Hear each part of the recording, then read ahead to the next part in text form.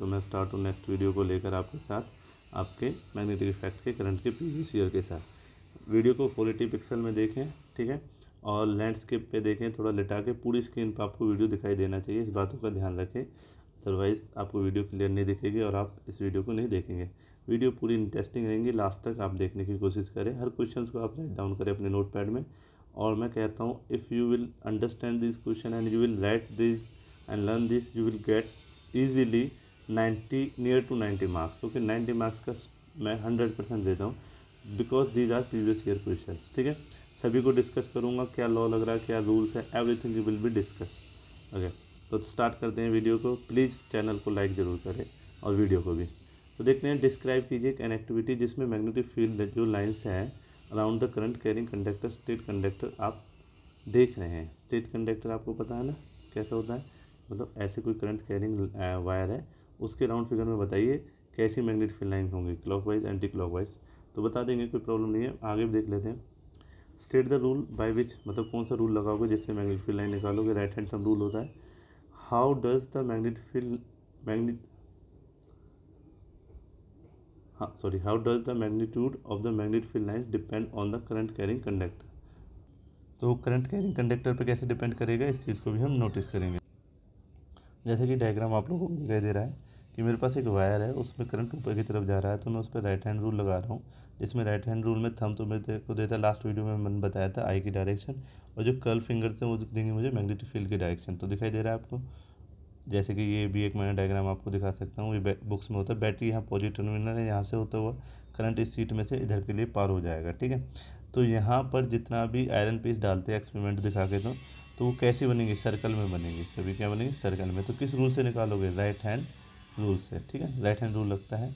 Clockwise anti clockwise आपको directions निकालनी होती है, जैसे कि ये यहाँ पर बताया गया। देखो, करंट का डायरेक्शन डाउनवर्ड हो गया और मैग्नेटिक फील्ड कैसा हो गया, ऐसे, राइट हैंड रूल से। ठीक है, और जैसे ये सर्किट आपके पास हो गया है, तो ऐसा ही क्वेश्चन है।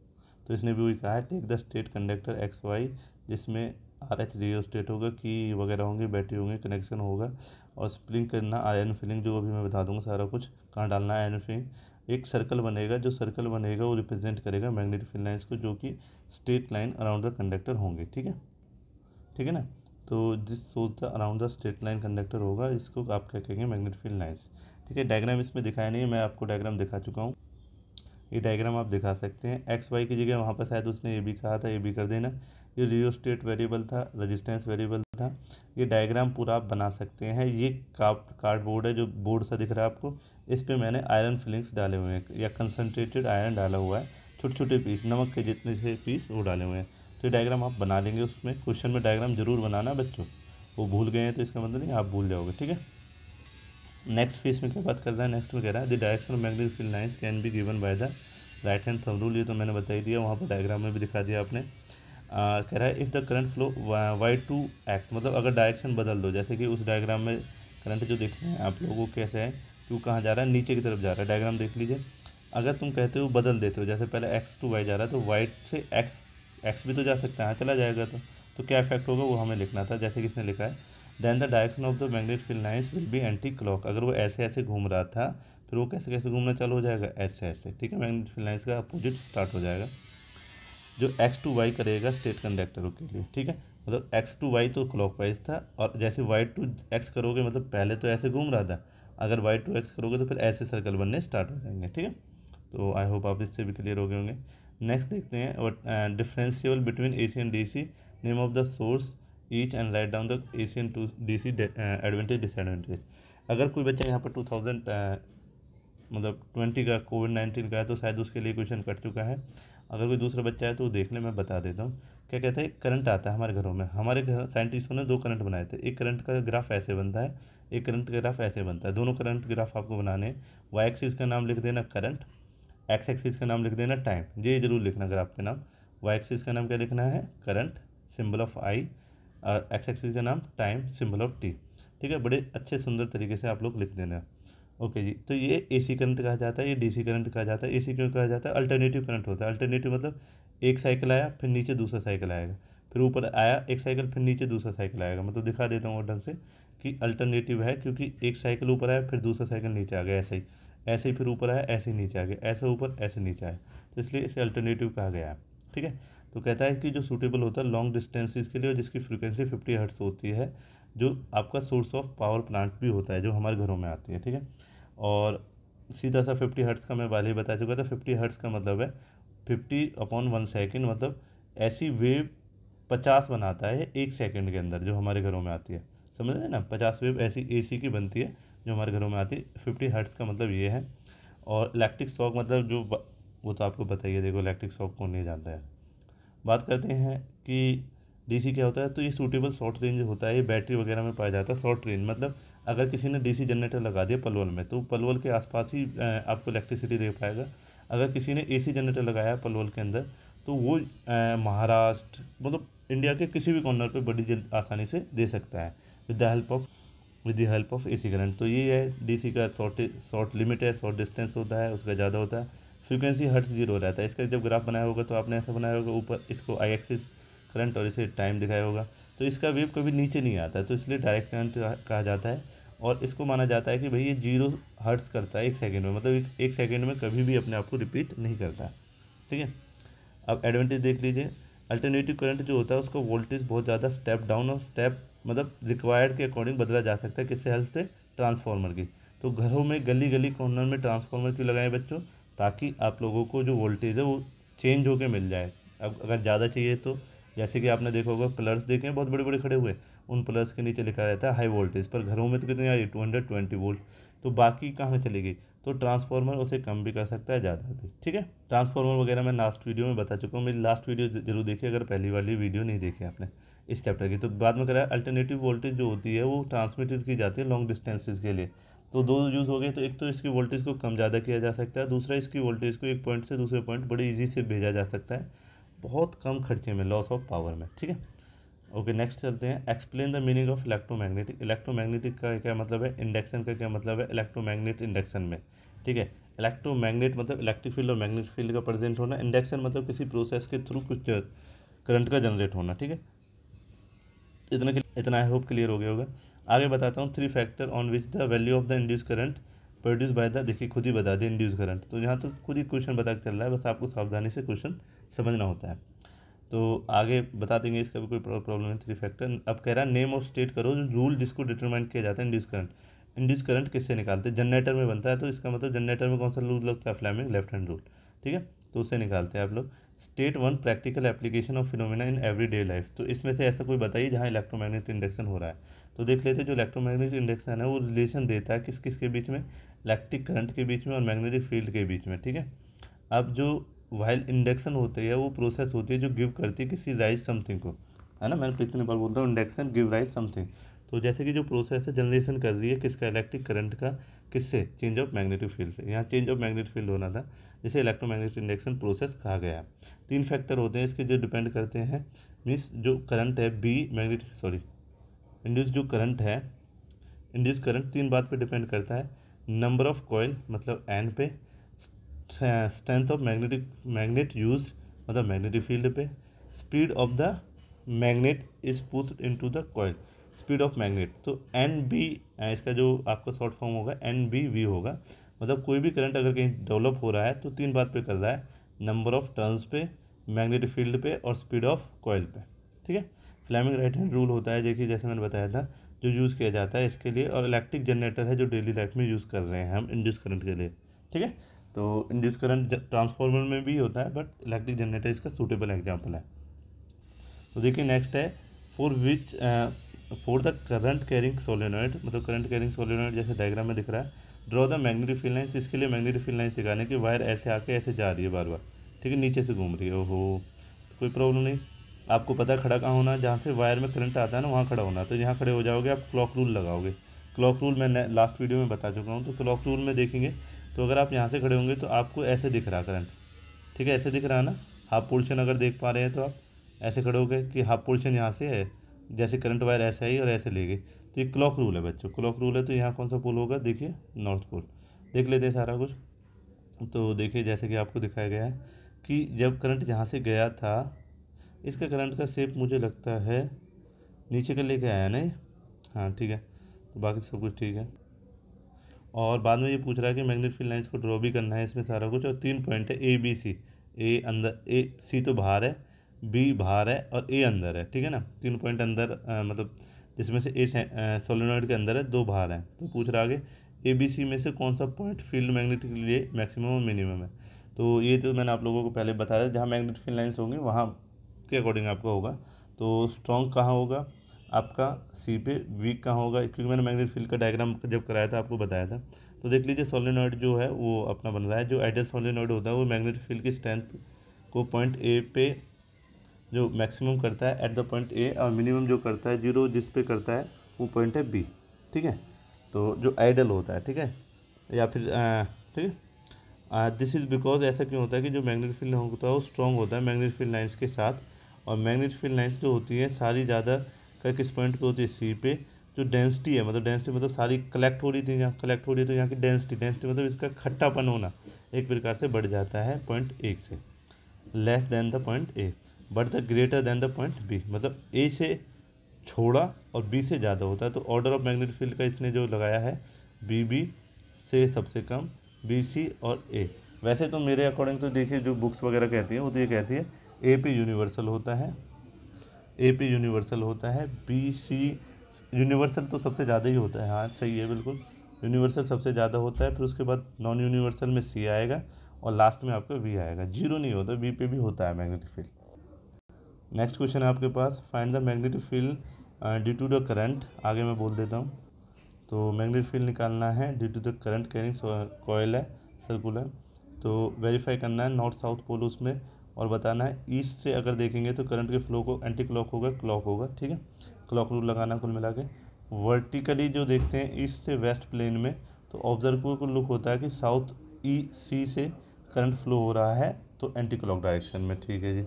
अब बात कर रहा है हॉरिजॉन्टल है, मतलब 3 तरीके से उस अपने मैग्नेट को देख रहा है, तीनों में से। तो देखिए बच्चों क्या करते हैं कि इस क्वेश्चन में आपको अपनी कॉइल को तरीके तरीके से खड़ा करना है, तो मैं बताता हूँ। जैसे कि फर्स्ट का आंसर जो दिखा हुआ है, कह रहा है कि आप मान लीजिए कि एक नॉर्थ डायरेक्शन है और एक साउथ डायरेक्शन है, एक ईस्ट डायरेक्शन है, एक वेस्ट। तो आपने अपनी कॉइल को खड़ा करना है, ठीक है ना, नॉर्थ साउथ में। नॉर्थ साउथ में मतलब आपकी कॉइल यहाँ पर ये खड़ी होगी, और उसके बाद जो करंट है वो फ्लो करेगा एंटी क्लॉक में। एंटी क्लॉक में मतलब देखिए अगर नॉर्थ साउथ का एंटी क्लॉक देखेंगे तो ऐसे अगर मैं घूमूंगा, ठीक है, तो ये कौन सी डायरेक्शन होगी बच्चों, एंटी क्लॉक होगी नहीं होगी, मतलब साउथ से नॉर्थ आना एंटी क्लॉक होगी।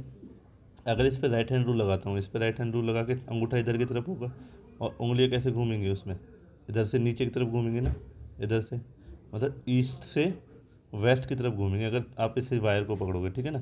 मेरे कहने का मतलब है अगर आपका करंट ऐसे जा रहा है, ठीक है, और करंट ऐसे जा रहा है, तो थंब कहाँ रहेगा, राइट हैंड रूल का थंब कहाँ रहेगा, ऊपर की तरफ, ठीक है। राइट हैंड रूल का थंब रहेगा ऊपर की तरफ, और मैग्नेटिक फील्ड लाइन होंगी ईस्ट से वेस्ट की तरफ, ईस्ट से वेस्ट की तरफ, ठीक है। तो पहला ईस्ट से वेस्ट यही लिखा है उन्होंने कि जब भी आप ऐसा कुछ करेंगे, करंट को ऐसे घुमाएंगे, तो आपकी डायरेक्शन ईस्ट से वेस्ट चलेगी। नेक्स्ट है, कहता है कि जब कॉइल को कैप्ट किया जाएगा ईस्ट वेस्ट में, तो बच्चों क्या होगा, देखिए अब उसने क्या किया है, ईस्ट से वेस्ट लगा दिया है। सर्कल वायर थी तो मैंने सर्कल वायर को ईस्ट से वेस्ट लगा दिया। दूसरा उसने कहा है कि मुझे जो सेकंड में जो करंट का डायरेक्शन है वो एंटी क्लॉक रखना है, तो एंटी क्लॉक तो ऐसे ही होगा, अगर मैं ऐसे रख दूँ तो इधर की तरफ एरो लगाऊँ तो क्लॉकवाइज हो जाएगा, मुझे एंटी क्लॉक रखना है, मैंने एंटी क्लॉक रख दिया। अब मैंने राइट हैंड ऊपर से पकड़ना है, मुझे हाथ को ऊपर से, मैं हाथ आया, मैंने राइट हैंड को पकड़ा, तो मेरी फिंगर्स नीचे की तरफ गई, नीचे से घूम के ऐसे आएंगे वो, मतलब वो साउथ में इंटर करेंगे और नॉर्थ में आके वो ओपन होंगे। तो अगर ऐसी कंडीशन होती है तो आपके पास, तो इसलिए इसने जो लिखा है साउथ टू नॉर्थ, मतलब आपका जो ईस्ट था वेस्ट था वो वेस्ट लगा दिया, वायर का करंट ऐसे घुमा दिया, जब वायर को पकड़ने के लिए उंगलियां नीचे की तरफ गई तो नीचे से घूम के साउथ से घूम के नॉर्थ की तरफ वो आई, ठीक है। और जो करंट है ईस्ट से वेस्ट रहा, तो ये भी क्लियर हो गया। अब कह रहा है कि नेक्स्ट के देख लीजिए, जिसमें डायरेक्शन और मैग्नेटिक फील्ड और जो भी है ऑब्जर्वर पोजीशन के कारण क्या करता है, डाउनवर्ड डायरेक्शन में डाल देता है, ठीक है। तो लास्ट कॉइल को भी देख लेते हैं। कहता है कि हॉरिजॉन्टल ऑब्जर्वेशन है, सर्कुलर ऑब्जर्व किया जा रहा है, looking at the from the below, below नीचे की तरफ से, so see the current flowing in clockwise direction.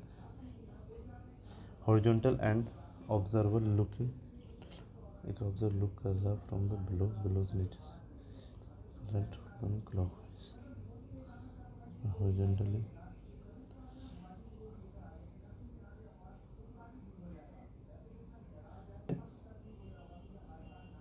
तो देखिए बच्चों इसे देख लेते हैं। इसमें क्या कहा है कि जैसे अभी थोड़ी देर पहले अब वो कह रहा है कि वो हॉरिजॉन्टली नीचे की तरफ से देख रहा है, नीचे की तरफ से देख ले, कोई प्रॉब्लम कोई है। सर्कल ऐसे घूमेगा, क्लॉकवाइज घुमाना करंट, तो ऐसे करंट घूमेगा। जब इसे राइट हैंड डालूंगा तो राइट हैंड में थंब तो ऐसे हो जाएगा और उंगलियों को ऐसे अंदर की तरफ डालूंगा, तो डालूंगा तो नीचे की तरफ से निकालूंगा, नीचे की तरफ से निकालूंगा, तो जो मैग्नेटिक फील्ड का डायरेक्शन होगा कहाँ होगा, डाउनवर्ड डायरेक्शन में। ठीक है, नेक्स्ट क्वेश्चन चलते हैं। Draw the magnetic field lines through and around the single loop of wire current carrying. जैसे कि आपको दिखा रखा है करंट कैरिंग का सिंगल लूप। कह रहा है state whether the alpha particle will experience any force in the magnetic field. Alpha particle एक चार्ज पार्टिकल होता है, क्या वो फोर्स फील्ड करेगा नहीं करेगा, ये भी आपको बताना है। तो बहुत ही अच्छा क्वेश्चन है कि अल्फा पार्टिकल जो है वो करेगा नहीं करेगा, इसे बताएंगे। Force of magnet it is place in the field at the rest, मतलब अल्फा पार्टिकल को रोक के रख दिया गया है। Particle is parallel to the magnetic field lines, अगर वो मैग्नेटिक फील्ड लाइंस के साथ साथ चल रहा है मान लो अल्फा पार्टिकल। और लास्ट कह रहा है the it move in the magnetic field perpendicular, मतलब क्या कह रहा है कि तीन कंडीशन कर रहा है। तीन कंडीशन मैं बता देता हूँ आपको। तीन कंडीशंस को मैं बता देता हूँ। पहली कंडीशन में क्या कह रहा है कि रुका हुआ है, चल ही नहीं रहा, तो जब पार्टिकल नहीं चलेगा तो उस पर कोई फोर्स भी नहीं लगेगा। क्यों, मैं सारा कुछ बता दूंगा, डोंट वरी। दूसरे में कह रहा है कि जैसे कि ये चल रहा है मैग्नेटिक फील्ड, मैग्नेटिक फील्ड मतलब बी, और अल्फा पार्टिकल भी उसके साथ चल रहा है आई, या वेलोसिटी भी कह सकते हैं पार्टिकल का आप। ठीक है, एक ही है। और एक क्या है कि जब मैग्नेटिक फील्ड ऐसे जा रहा है तो वो उसके ऊपर आ रहा है परपेंडिकुलर, नीचे से ऊपर से कहीं से भी दो। तो इनमें क्या होता है कि देखिए एक फॉर्मूला आपको याद रखना पड़ेगा इसके लिए कि एफ इजकल टू, ये फॉर्मूला होता है V B sine theta, Q B sine theta. अब थीटा के ऊपर होता है, अगर थीटा जीरो होगा तो ये पूरे आंसर, जो फोर्स का आंसर कितना हो जाएगा, जीरो। और थीटा अगर 90 होगा तो 90 रखने पे 1 होगा, 1 होगा तो फोर्स होगा मैक्सिमम, समझ रहे हैं ना आप। तो साइन का थीटा डिपेंड करता है, क्यू भी इसका फोर्स बनता है। अगर आपको कभी भी लगे कि आपकी जो स्पीड है और बी है उनके बीच में अगर एंगल जीरो है, जैसे पैरेलल में कितना रहेगा, जीरो, तो फोर्स कितना रहेगा, ज़ीरो। ठीक है, अब आपका जो वी और बी का जो एंगल है, वी जैसे आपने कहा बी ऐसे जा रहा है, वी ऐसे आ रहा है या फिर ऐसे आ रहा है, कहीं से भी ले आओ, 90 डिग्री एंगल बन रहा है, तो बी और वी के बीच में एंगल कितना बना, 90 डिग्री। तो आपका जो फोर्स रहेगा वो कैसा रहेगा, मैक्सिमम। ठीक है, और रेस्ट में तो क्या है कि रेस्ट में जब कोई चीज़ होगी तो वी कितना रहेगा उसका, जीरो। तो इसी के आंसर पे क्वेश्चन दे देते हैं। पहला तो यह है कि आपको magnetic field line circular lines आपको बनानी है, जैसे कि लूप में दिखाई गई है नीचे की तरफ। ठीक है, ये तो आप बना ही लोगे सर्कुलर लूप को। यहाँ राइट हैंड रूल से इसकी डायरेक्शन निकाली गई है, जैसे नीचे से आप पकड़ोगे तो नीचे की तरफ चले जाएंगे। राइट हैंड रूल में अंगूठा होता है और उंगलियाँ जो गोल गोल घुमाई जाती हैं। ठीक है, ये आप लोग कर लोगे। अब इसको देख लीजिए, जैसे पहले आंसर में नो लिख दिया क्या है, क्योंकि वी कितना है उसका, जीरो। दूसरे आंसर में भी नो लिख दिया क्या है कि वी और बी के बीच में एंगल कितना बना है, जीरो। ठीक है, अब थर्ड के देख लेते हैं। थर्ड में क्या कहा गया है, यस, क्योंकि वी और बी के बीच में Q V B sine theta था ना, तो इन दोनों वी और बी के बीच में एंगल कितना बना है, 90 डिग्री। तो इस टाइम पे क्यू वी बी बचेगा, जो मैक्सिमम अमाउंट भी होगी फोर्स की। ठीक है, नेक्स्ट की बात करता हूँ, name of the two rule that find the direction of the force expand by the current carrying conductor. ठीक है, draw the level diagram of electric motor. तो दोनों हमें देखने हैं, तो देख लेते हैं। तो फ्लेमिंग लेफ्ट हैंड रूल है मोटर के लिए जो आप यूज़ करते हैं पहला, और दूसरा क्या है कि adjust your hand in such that way that four finger point in, अच्छा इसका डेफिनेशन लिख दिया, direction of magnetic field, centre of the finger give the direction of current and thumb give the direction of force. ठीक है ना, means जो Fleming left hand rule होता है, जैसे उंगली होती है, एक सेंटर उंगली होती है और एक फोर फिंगर होती है। ठीक है, तो जो कह रहा है कि जो थंब होगा, ठीक है, वो तो देगा डायरेक्शन ऑफ फोर्स को, देखिए थंब यहाँ पर लिखा है, थंब जो दे रहा है वो डायरेक्शन फोर्स को दे रहा है।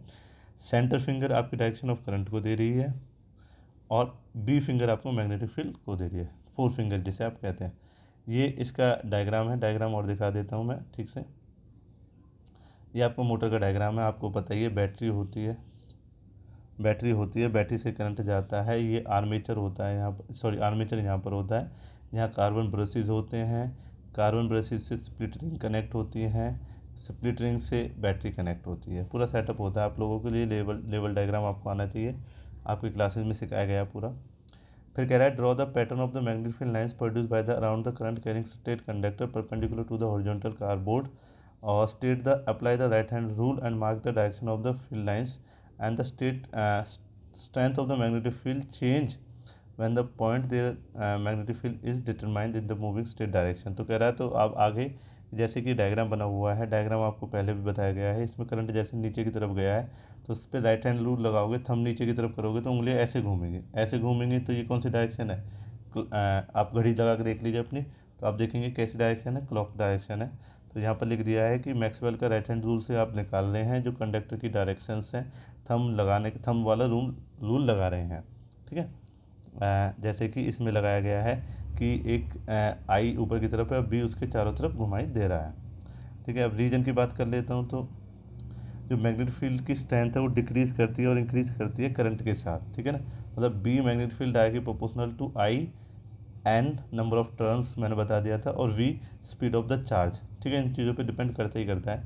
तो कह रहा है कि इनवर्स रिलेशन करता है किसके साथ? फील्ड ऑफ और मैग्नेटिक फील्ड का डिस्टेंस, मतलब फील्ड जितनी, जैसे कि आप कह रहे हैं कि इसका बी और 1/r का रिलेशन बनाता है। कैसे? जैसे मान लो कि आर मतलब रेडियस है, जैसे पहले वाले सर्कल की रेडियस कैसी होगी? छोटी, दूसरे वाले सर्कल की होगी उससे बड़ी है, तीसरे वाले की होगी उससे ज़्यादा, चौथा बनाओगे तो उसकी और ज़्यादा, और पाँचों बनाओगे तो उसकी और ज़्यादा। तो अगर इस वाले पे यहाँ मैग्नेटिक फील्ड निकालोगे तो मैग्नेटिक फील्ड होगा कम। क्यों? जितना रेडियस बढ़ेगा उतना मैग्नेटिक फील्ड कम हो जाता है। इसमें याद रखें आप लोग, क्योंकि देखिए इन्वर्स लॉ लगता है, बहुत सी चीज़ें जो मैं बता सकता हूँ, तो उससे वीडियो की स्ट्रेंथ बढ़ती है। Draw the magnetic field lines produce the current state conductor, जैसे कि ऊपर दिखाया गया, सारा क्वेश्चन सेम है। देखिए क्वेश्चन 2019 में ही आया था। कह रहा नेक्स्ट पार्ट में, how will the strength of magnetic field change when the point where the magnetic field to be determined. जहाँ कहीं पर भी मैग्नेटिक फील्ड निकाल रहे हो, तीन बात पर डिपेंड करेगा, एन, आई और वी स्पीड ऑफ, ठीक है, और आर पे भी, जैसे अभी हमने पीछे ऊपर वाले में सीख रहे। तो कहिए अपना जस्टिफाई कीजिए आंसर को। तो आंसर जस्टिफाई कर देते हैं। देखिए पूरा स्टेट वायर का कंडक्टर का वो है, आप लिख लीजिए शॉर्ट करके, मैंने बहुत बार इस क्वेश्चन को बता दिया। अब रही डिक्रीज इंक्रीज की, तो मैं बता देता हूँ कि जो भी स्टेट वायर होती है उसका जो भी निडल वगैरह का डिफ्लेक्शन होता है वो डिक्रीज करता है स्ट्रेंथ की मैग्नेटिक फील्ड को। जैसे जैसे उसके जो सर्कल्स हैं उनमें आप करंट का वैल्यूज़ को कम करोगे तो वो उसके अकॉर्डिंग चेंज करेंगे अपने आप को, लार्जर और स्ट्रॉन्गर, और डिस्टेंस के साथ वो अपने आप को वैल्यूज़ को चेंज करेंगे। लास्ट है आपका क्वेश्चन, 2014 का क्वेश्चन था, ऊपर वाला पढ़ लिया होगा आपने। तो क्वेश्चन कह रहा है डिस्टिंग्विश कीजिए कुछ फीचर्स को, ओवरलोडिंग और शॉर्ट सर्किट। तो शॉर्ट सर्किट वगैरह के बारे में हमेशा क्वेश्चन आता ही रहता है। तो बेसिक कंपेरिजन है आपका कि शॉर्ट सर्किट में पहले तो डेफिनेशन देख लीजिए। जो शॉर्ट सर्किट होता है उसमें जो वोल्टेज होती है उसका फॉल्ट होता है, और जो पॉइंट टू डिक्रीज कर जाती है जीरो पे, और जो करंट है वो इरेगुलर अमाउंट में हाई वैल्यू में चलना स्टार्ट कर देता है, और जो फॉल्ट होता है उस पॉइंट नेटवर्क पे इशू क्रिएट होते हैं, समझ रहे ना, जिसमें करंट बहुत इरेगुलर से चलता है और वोल्टेज का डाउन हो जाता है, उस सर्किट को हम क्या कहते हैं? Short circuit. ठीक है, ओवरलोडिंग क्या है? तो ओवरलोडिंग सुन लीजिए, जो ओवरलोडिंग है उसका मतलब है कि लोड का बढ़ना किस पे? किसी भी चीज़ पे डिज़ायर्ड वैल्यू से, मतलब उसकी वैल्यू से। जैसे कोई मानो 5 एम्पियर का बल्ब था, 5 एम्पियर का कोई करंट वायर थी, उस पर तुमने 10 एम्पियर का काम डाल दिया, तो 10 एम्पियर का डालने पे करंट वायर फूक जाएगी। तो किसके कारण फूकेगी? ओवरलोडिंग के कारण, ना कि शॉर्ट सर्किट के कारण। ठीक है, शॉर्ट सर्किट के कारण भी आप कह सकते हैं, कोई प्रॉब्लम नहीं है। दूसरा, जो वोल्टेज होती है, जैसे शॉर्ट सर्किट होता है तो वोल्टेज कितनी हो जाती है? जीरो। इसमें कह रहा है जो वोल्टेज होती है वो बिकम लो होती है but can not be zero. मतलब ओवरलोडिंग में जब होता है किसी सर्किट के पास, तो वो वोल्टेज है ना वो जीरो नहीं होगी। जब ओवरलोड हो गया, सर्किट ख़राब हो गया, तो वोल्टेज जीरो नहीं होगी, बट ये है कि वो कम करेगी। दूसरा, इसमें करंट बहुत ज़्यादा हाई रहता है। ओवरलोडिंग में ये है कि करंट वैल्यू कम भी हो सकती है और कंफर्टेबल शॉर्ट सर्किट भी ला सकती है, मतलब लो भी हो सकता है करंट का वैल्यू और हाई भी हो सकता है। ऑकरेंस पे it occur when the neutral and live wire touch to each other. ये ज़्यादातर जब होता है जब पॉजिटिव वायर और नेगेटिव वायर आपस में टच हो जाती है, किसी की भी टर्मिनल की पॉजिटिव नेगेटिव वायर। इसमें कह रहा है ये ऑकर होता है जब large number of devices are joint single socket, मतलब एक ही सॉकेट में, मान लो कि एक सॉकेट पे आपने टीवी का स्विच लगा दिया, एक ही सॉकेट पे रेडियो लगा दिया, एक ही वॉशिंग मशीन लगा दी, तो वहाँ जो इफेक्ट आएगा ओवरलोडिंग का आएगा। अगर तो वायर टच कर दिया तो वो शॉर्ट सर्किट का। तो बच्चों आपका ये चैप्टर हो चुका है, नेक्स्ट वीडियो में मिलते हैं नेक्स्ट चैप्टर को लेके। आज के लिए धन्यवाद। अब केमिस्ट्री को मुझे लेके स्टार्ट करना है।